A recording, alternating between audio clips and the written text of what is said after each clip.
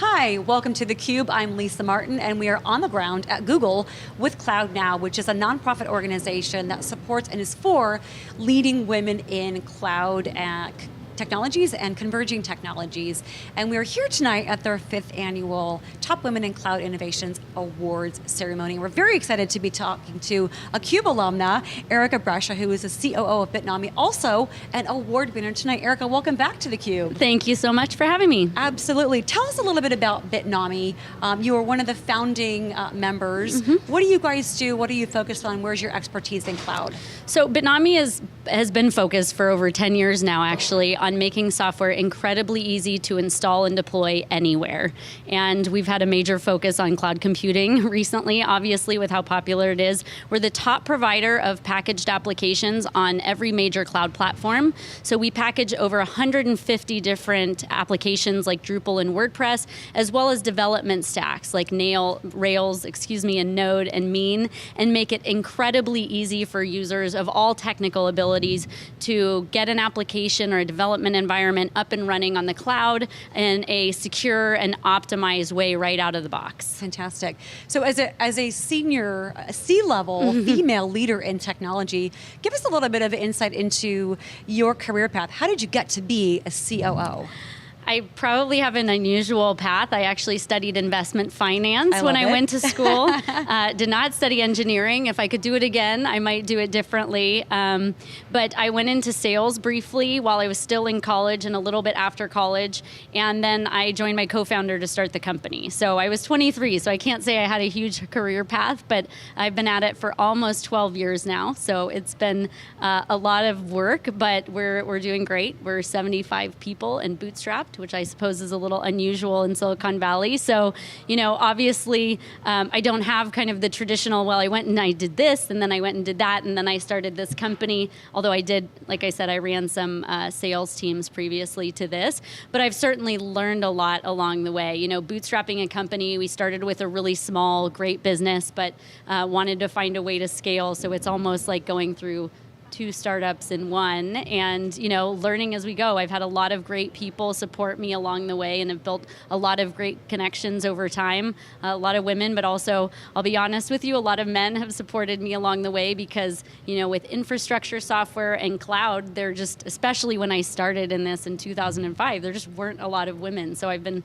fortunate to have a lot of supportive men, help and coach us along the way as we built out the business. So I'd say like building the company has almost been my career path, if you could say that. So many inspiring things just came out of what you said. One of them being that, and I'm very similar in terms of having mentors that were both male and female, that people that were just inspiring, whether it was specifically to get from science to technology or just from a competence perspective. I think that's one of we look at a lot of the statistics, right, in women in technology, and we know them.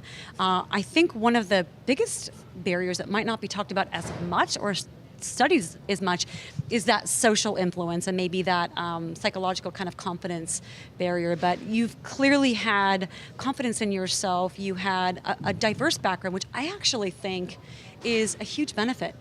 And I want to ask you, looking at that diverse background and where you are now, would you really go back and change your career course, your study course? I think I would have probably done a double major is what I would have done. I mean, I do think I work in an incredibly technical space. We're working with, Kubernetes and containers and, all of the very, very cutting edge. And the more you understand about the technology, I do believe it's easier. I've had this conversation actually with a lot of women in the space who say, don't worry about it at your level. It doesn't really matter. But I'm one of those people that really likes to understand the details. And it does take me a little bit longer to get my head around new technologies because I haven't been, coding for a decade or two. So, I think that there's value in understanding the technical side. I mean, I wouldn't go back and be an engineer necessarily. I mean, just based on my skills and my personality and where I think I can add the most value, I don't think it would be as a coder, just because, we all have to recognize maximize our individual talents. And I don't think that that's really the right path for me. But I do think having that technical understanding would be helpful. And I actually was in speaking to some high school students recently about what they should do and how they should be thinking about their careers. And one of the things that I said is, we're so lucky right now to live in a time when we have access to so much information and training, and there's so many free courses online. You can go, these kids don't have jobs yet, right? I said this was before the summer actually, I said the summer's coming up, get online. Even MIT and Stanford put incredible content online, and there's a Khan Academy.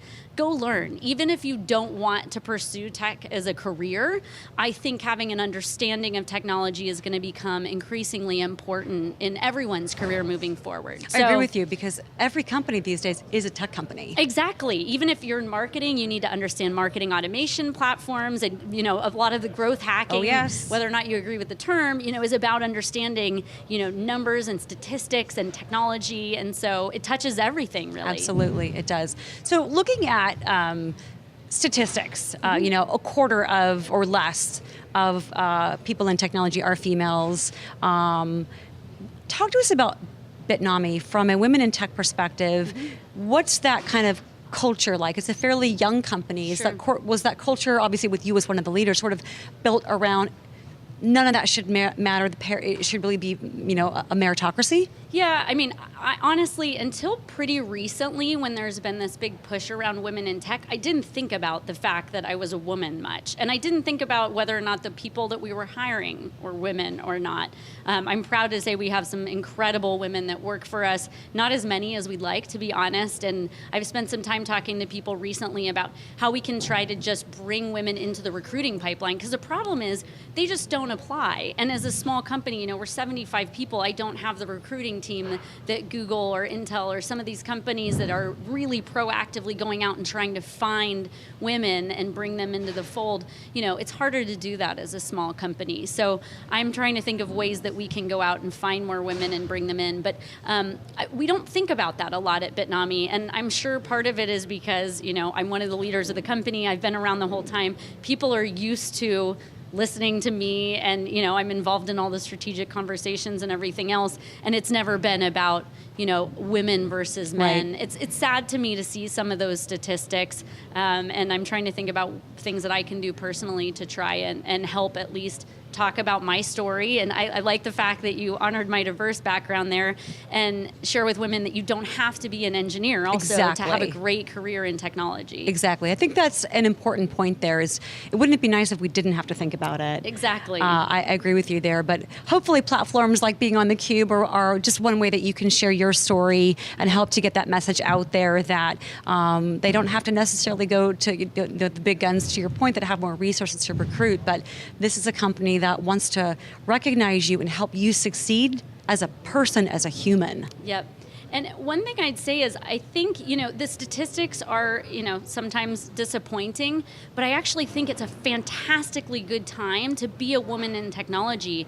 There are so many companies and people that are really focused on this issue, and I think it's through the work of organizations like CloudNOW that are kind of elevating the message and the cause and getting the word out. And people, even me, I'm thinking a lot more about women in technology than I did even 3 or 4 years ago. And I know I've spoken with a lot of other women founders who are in the same position. And people are actively seeking board members. I was just appointed to the board of the Linux Foundation because they're looking for a more diverse set of opinions. Fantastic. And that's just one example, but I think there really are a lot more opportunities for women, and people's eyes are really being open, and folks are understanding a lot better the problem and also what they can do, whether or not they're a man or a woman, to help resolve it. Exactly. Well, you heard it here from Erica Brescia, COO of Bitnami. Never been a better time to get into technology. Erica, congratulations on your award. Thanks for coming back to theCUBE, and we wish you a great night. Thank you so much.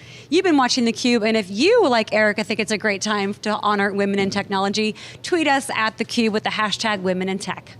Thanks for watching. We'll be right back.